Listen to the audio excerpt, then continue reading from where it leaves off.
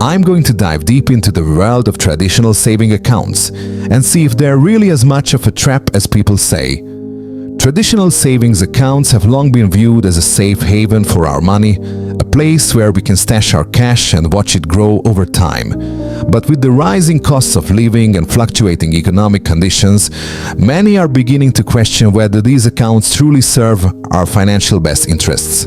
The main challenge with traditional savings accounts lies in their ability to keep pace with inflation. As prices rise, the purchasing power of our money decreases, which means that the interest earned on our savings might not be enough to cover the increasing costs of goods and services. This can lead to a situation where, despite saving diligently, our money doesn't go as far as it used to. The question then becomes, are these accounts truly beneficial, or do they trap savers in stagnation as inflation rises? To understand the impact of savings accounts on our finances, let's talk about interest rates and inflation. When you deposit money into a savings account, you earn a certain interest rate, which is essentially a percentage of your deposit that the bank pays you over a year. However, the interest rate might not always keep up with inflation. For example, if your savings account earns a 2% interest rate, but inflation is running at 3%, you're actually losing purchasing power over time. This means that even though your account balance is growing, the real value of your money is decreasing.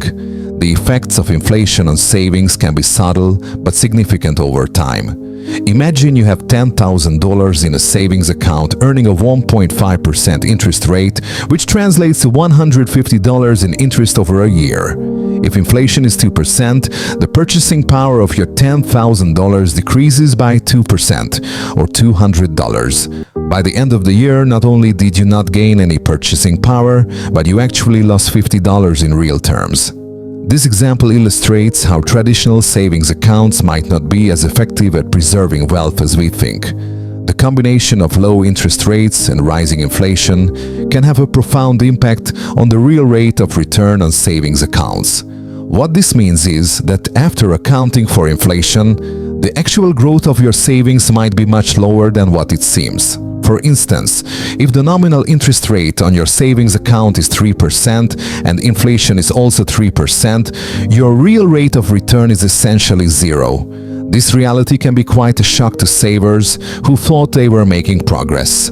Given these challenges, it's natural to seek alternatives that can offer better financial growth.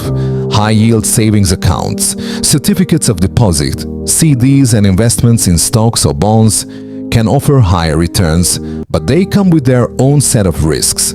It's essential to weigh these options carefully and consider diversifying your savings to maximize growth while minimizing risk. In summary, understanding how traditional savings accounts work in the current economic climate is crucial for making informed financial decisions.